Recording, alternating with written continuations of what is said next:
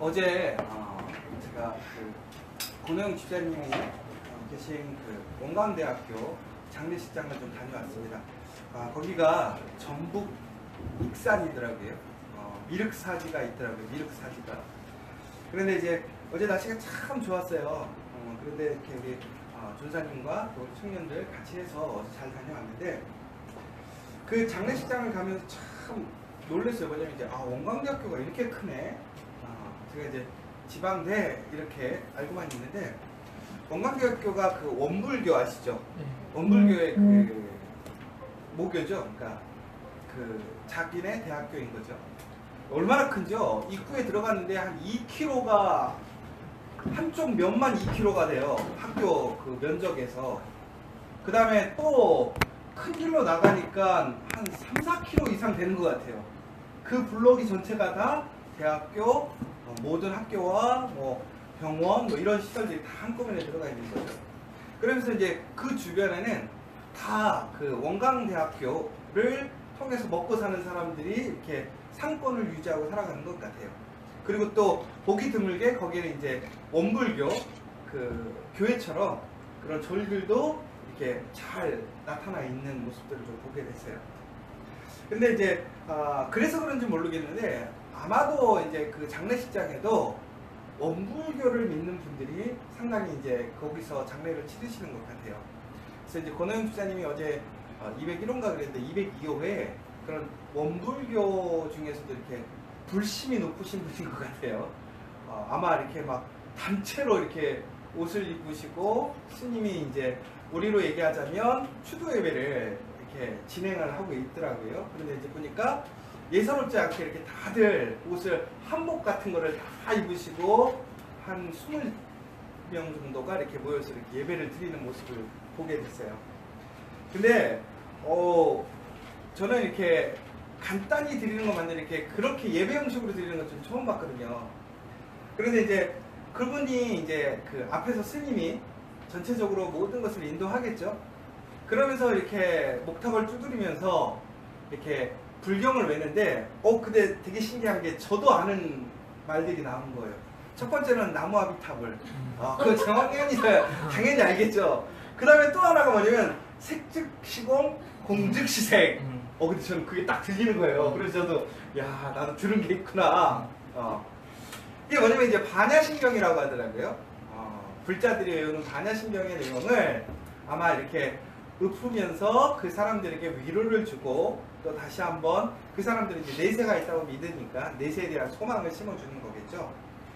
그런데 이게 참 신기한 게 처음에는 그런 불경을 외우신 다음에 마지막 부분 되니까 나무아비타비를 외워요. 근데 이제 이걸 리듬을 타서 하더라고요. 근데 제가 오늘 주일날이어서 좀 따라하기가 좀 그런데 아무튼 나무아비타브를 이렇게 나무아비탑을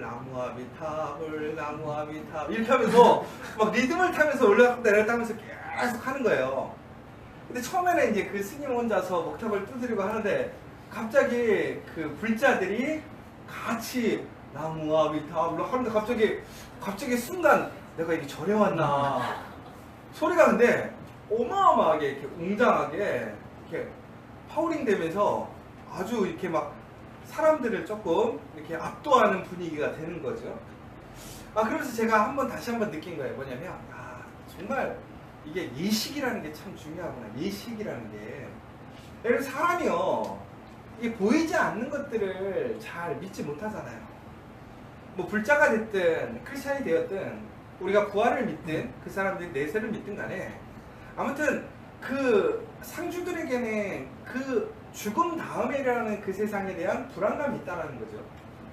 근데 그것을 결국은 상쇄시켜주고 안정감을 준 게 뭐냐? 말이 아니라 예식인 거죠, 예식. 그 예식 속에서 사람들이 뭘 느끼냐면 위로를 느끼고 또 하나는 그 웅장함을 통해서 뭔가 소망을 갖게 되는 그런 것들을 좀 경험하는 것이 아닌가 제가 좀 보게 된 거예요. 그러면서 사람들이 되게 마음에 이렇게 편안함을 갖는 모습들을 좀 보게 됐어요. 그 사람들이 하는 모습들을 보면서. 그런데 되게 신기한 게 아이러니한 게 그 예배가 딱 끝났는데 바로 고노영 집사님네 이모님 되시는 교회에서 사람들이 왔어요. 뭘 했을까요? 바로 예배를 드렸어요. 또 찬성을 막 부르시는 거예요. 그래서 막 웅장하게 하는데 권호영 집사님이 그러는 거예요, 저한테. 아니, 할머니 교회가 아닌데도 불구하고 예배를 드리냐? 저한테 물어봐서 원하시면 드린다. 그래서 제가 물어봤어요. 우리도 예배 드릴까? 그때 우리는 괜찮대요. 근데 결국은 뭐냐면 뭐 예배가 됐든 불경이 됐든 간에 결국은 죽음이라는 그 순간 사람들이 되게 불안해한다는 거예요. 그러니까 결국은 뭐냐, 예식을 통해서 우리가 소망을 갖고 안정감을 갖고 위로를 받는 그 상황들을 경험하게 되는 거죠.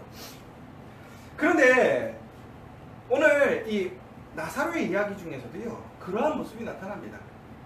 어떤 모습이냐면, 오늘 나사로가 죽은 이후에 예수님께서 오셨을 때 제일 먼저 나간 사람이 마르다였죠. 그 다음에 이제 오늘 이제 마리아가 예수님께서 부르신다라는 이야기를 듣고 예수님께 나아갑니다. 그런데 바로 그때 사람들이 무엇이라고 생각하냐면 마리아가 곡하러 나갔다고 생각을 하게 됩니다. 왜 곡을 하러 나갔는가? 왜 그러냐면요, 유대 사람들은요, 사람들이 죽으면 그 예식 가운데 하나가 뭐였냐면 울어주는 사람을 사는 거예요. 그래서 우리 옛날에도 보면 특히 우리나라에서도 곡하는 사람들이 있었죠. 어떻게 해요? 아이고 아이고 이거 있죠. 그 다음에 상 나갈 때 보면 제일 먼저 앞에서 사람들이 뭐하고 나가죠?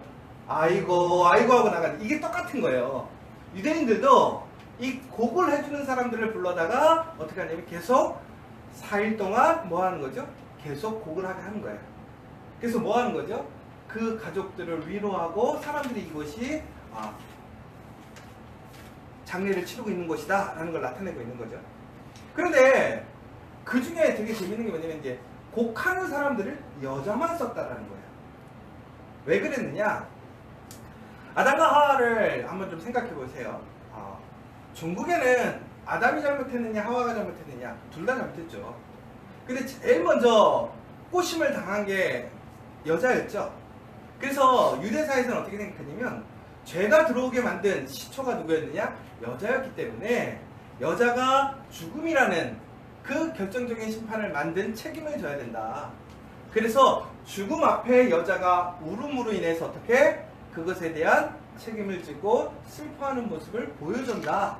그래서 그들은 그것을 전통으로서 그렇게 만들었던 거예요. 그러니까 이게 참 어찌 보면 어처구니 없는 거죠. 가부장사의 어떤 제도적인 의도 때문에 그렇게 된 것일 수도 있는데, 아무튼 그 유대인들의 사회에서 여인들은 누군가 죽었을 때 그 죽음에 대한 책임을 자기가 발생시키지 않았어도 어떻게 최소한의 책임을 져야 되는 그런 잘못된 굴레에 박혀 있었던 거죠. 그러니까 마르다와 마리아가 그날 상주로서 그 자리를 지키는 책임도 있었지만, 한편으로는 그 유대 사회에서 어떤 전통적인 규례 때문에, 율법 때문에 그들이 그 자리에서 곡을 하는 책임이 있었다라는 것이죠. 그래서 두 사람이 예수님이 왔을 때 한 명만 나고 간 사람을 지키고 있었던 것이고, 그리고 마리아가 오늘 이제 예수님께서 부르신다고 하니까 어떻게 하는 거죠? 그가 나가려고 하니까 사람들이 뭐라고 생각했냐면, 마리아가 곡하는 곳으로 가는구나. 어디로? 무덤가로. 그러니까 사람들은 이 마리아가 그 가정 안에서 제사를 지내는 데 있어서 율법을, 그 율례를 잘 지키려고 오늘 자리를 떠나서 간다라고 생각을 했다는 거예요. 그러면서 사람들이 어떻게 했냐면 마리아가 나가니까 사람들이 덩달아서 따라 나갑니다. 왜 그랬을까요? 곡하는 줄 알고, 곡을 전문적으로 하는 사람들은 당연히 마리아를 따라 나가겠죠. 그러니까 또 사람들은 어떻게 됐을까요? 사람들이 나가니까 덩달아 따라 나가는 거예요. 어디로 간다고 생각한 거죠? 무덤에 곡하러 간다 생각을 했다는 거죠. 그런데 마리아가 어디로 갔나요? 곡하러 간 것이 아니라 예수님께 갔다는 거예요. 보세요. 지금 많은 사람들은 마리아가 곡을 하러 가야 된다고 생각을 하는 거예요. 그래야 위로받을 수 있다고 생각하는 거예요. 그것이 마리아의 책임이라고 생각하는 거예요. 그런데 마리아는 자기가 책임져야 되고 또한 위로해야 되는 그 행위를 배제시키고 어디로 간 거예요? 예수님께 간 거예요. 그러면 이 마리아는 일반적인 상식과 기대를 저버리고 예수님께 간다는 거죠. 여러분, 무엇이 중요합니까? 내가 사랑하는 그 예수님, 내가 보고 싶은 예수님을 만나러 가는 게 중요합니까? 아니면 내가 그 예식 가운데 지켜야 될 내 본분을 지키는 게 중요한 거예요. 사회적으로 내 가정 안에서 지켜야 될 그 책임을 지는 것, 어떤 게 더 중요한 거예요? 내가 하고 싶은 것과 내가 해야 할 일. 근데 엄밀히 보자면 이렇게 두 개로 양분할 수는 없겠죠. 그러나 지금 상황적으로 보자면 사람들 눈에는 그렇게 이해가 됐을 거예요. 제가 해야 할 일을 하지 않고 뭐 하러 간 거예요? 하고 싶은 일을 하러 갔다라는 거예요. 그러면 여러분, 우리 이것을 어떻게 봐야 될 것이냐? 그런데 정말 여러분 무엇이 중요하느냐라는 거예요. 마리아가 곡을 하러 가야 되는 것, 자기의 책임을 져야 되는 거 분명히 맞아요. 그것을 무시하라는 얘기가 아니에요. 크리스찬들은 그것을 무시해도 된다, 그 얘기가 아니에요. 그런데 본질은 뭐냐면 마리아가 거기서 곡을 한다고 나사로가 살아나나요? 진정으로 그곳에 참여했던 사람들에게 위로가 있나요? 없다는 거예요. 그런데 마리아가 왜 그 모든 것들을 내팽겨치고 예수님께 갔느냐? 바로 예수님이 부활이요 생명이기 때문에 그렇다는 거예요. 예수님께 가야 나사로가 사는 거예요. 예수님께 가야 사람들이 위로를 얻는 거예요. 예수님께 가야 회복의 역사가 일어나는 거예요. 여러분, 우리 삶 속에서 매일매일의 삶 속에서 우리 이런 고민을 하게 됩니다. 예배드리러 가야 될 것이냐, 내가 지금 당장 해야 될 것을 해야 될 것이냐, 기도 먼저 해야 될 것이냐, 내가 지금 오늘 책임져야 될 일을 먼저 해야 될 것이냐. 여러분, 그런데 여기서 마리아는 예수님께 나아갔다라는 거예요. 왜? 예수님이 사랑이시니까. 예수님이 믿음의 대상이니까. 예수님이 결국은 생명이고 부활이니까. 사랑하는 여러분, 정말 무엇이 중요합니까? 무엇을 선택해야 됩니까? 그것을 아는 것이 믿음이에요. 그것을 아는 것이 진정한 능력이에요. 여러분들은 마리아와 같이 그 믿음으로 나가셨으면 좋겠어요. 근데 안타까운 것은 마리아도 그러한 온전한 믿음과 지식이 없었어요. 그냥 예수님께 먼저 나아갔어요. 그러나 그 선택이 옳은 것이죠. 그러나 여러분은 이제 알잖아요. 누구를 먼저 선택해야 될 것이냐, 누구에게 나아가야 될 것이냐. 그리고 이제 이 마리아는 썩어진 희망이 다시 소망이 되는 역사를 경험하게 되는데 어떻게 되느냐?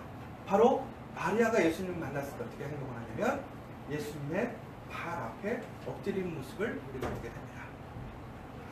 여러분, 마리아가 발치의 여인이라는 별명을 얻게 됩니다.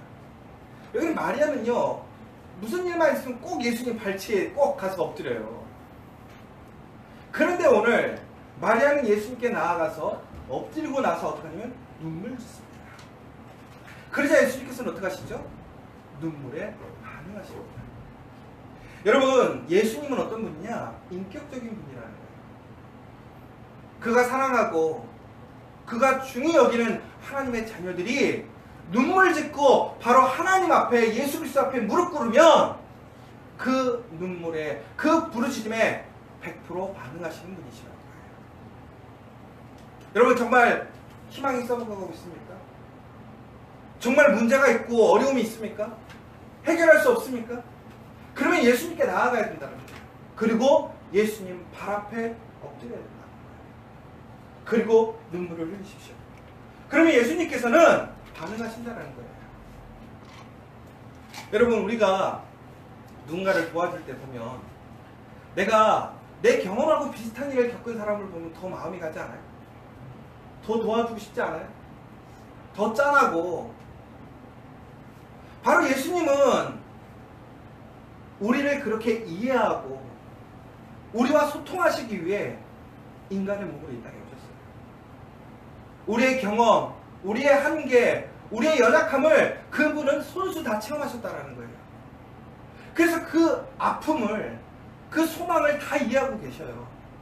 그래서 예수님 앞에 무릎 꿇으면, 예수님께 눈물 짓고 기도하면 예수님은 우리에게 반응하시는 거예요. 더 나아가서는 예수님께서 민망히 여기셨다라고 얘기하고 있어요. 지난번에 우리 강남 선생님께서 민망히 여기셨다라는 것에 대해서 얘기를 하는데, 오늘 다시 한번 또 반복되어지는 내용들이 나오는데, 그 민망히 여기시는 건 그 이스라엘 사람들이 그 예수 그리스도의 능력을, 하나님의 능력을 온전히 이해하지 못함으로 그것에 대해서 민망히 여기시고 화가 나시는 부분들도 있어요. 그래서 또 한편으로는 여러분 한번 생각해 보자고요. 여러분 누군가에게 정말 약속을 했어요. 내가 정말 자신이 있고 이건 100% 되는 일이라고 약속을 했는데 그 일이 안 됐을 때 여러분 그 민망함을 경험해 보신 적 있으세요? 내가 100% 보증하고 확신해가지고 해보라고 했는데 그게 꺾어진 거야. 안 된 거야. 얼마나 창피해. 부끄러워. 그럼 여러분들 어떡하시죠? 직접 찾아가서 어떡하죠? 문제 해결해 주죠. 왜?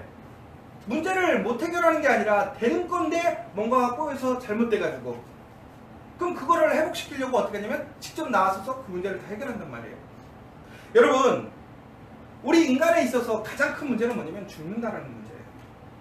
죽음은 그 어떤 것으로도 해결할 수 없어요. 무덤에 갇히면 끝나는 거예요. 인간의 손이 더 이상 근접할 수 없고 능력이 아무것도 할 수 없는 상황인 거죠. 그런데 이 죽음마저도 예수님은 어떻게 하시는 거예요? 이기시는 분이라는 거예요. 다시 살리시는 분이라는 거예요. 그래서 예수님께서는 그 죽음마저도 심판하시고 이기시는 그 능력을 갖고 있으시고, 더 나아가서는 예수님을 믿는 사람들, 하나님을 믿는 자녀들은 그 죽음에서 살아날 수 있음에도 불구하고 우리가 어떻게 하는 거예요? 두려워하고 거기서 손 놔버리고 있는 모습이 민망스러우신 거예요. 안타까우신 거예요. 화가 나시는 거예요. 그래서 종국에는 어떻게 하시는 거예요? 예수님이 나설 수밖에 없는 거예요. 무엇하라고? 그 문제 해결하시라고. 능력이 없는 것이 아니라 그 자녀들이 그 은혜를 못 입는 것이 아니기 때문에, 그런데 그들이 모르는 거예요. 깨닫지 못하는 거예요. 그래서 어떻게 하시는 거예요? 민망히 여기시고 나아가서 해결하시는 거예요. 여러분, 예수님이 해결하실 수 있는 그 일을 우리가 해결하지 못할 때 예수님이 어떻게 느끼시느냐? 민망히 여기신다는 거예요. 우리가 감당할 수 없는 일은 너무나 많아요. 그래, 여러분 분명히 기억하셔야 될 게 있어요. 하나님이 감당하실 일이 없어요. 그러니까 감당 못하실 일이 없다는 거죠. 예수님이 감당 못하실 일이 있어요? 하나도 없다는 거예요. 그러므로 예수님 앞에 우리가 무릎 꿇고 그것을 이야기하면 어떻게 하시는 거예요? 그 이야기에 눈물 지으시고 반응하시고 민망히 여기셔서 어떻게 하신다는 거예요? 그 문제를 해결하신다는 거예요. 고로 우리가 어디를 가야 돼요? 우리 썩어진 희망이 다시 소망이 되게 하고 다시 일어나게 하려면 누구에게로 가야 된다는 거예요? 예수님께 가야 된다는 거예요. 오직 예수님만이 부활이고 생명이라는 거예요. 우리가 이 사실을 알아야 돼요. 또 한 가지, 우리가요 이렇게 썩어진 희망이, 소망이 다시 소망이 되게 하려면 어떻게 되느냐? 예수님께서는 오늘 이제 이 마리아를 만나신 후에 이야기했습니다. 나사로가 어디에 있느냐고 물어보십니다. 그랬더니 마리아가 뭐라고 하냐면 와서 보십시오. 그 무덤가로 예수님을 인도합니다. 여러분, 우리는요 예수님 앞에 숨김없이 다 보여드릴 수 있어야 돼요.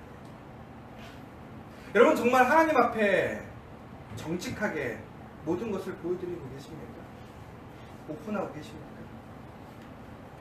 우리가 가린다고 가려지지 않아요. 우리가 숨긴다고 하나님이 못 보실까요? 그렇지 않아요. 그럼에도 불구하고 예수님과 하나님께서 가장 기뻐하시는 게 뭔지 아세요? 우리가 실수를 했던, 우리가 알지 못하던 우리의 그 문제를 예수님 앞에 온전히 오픈하기를 원하신다는 거예요.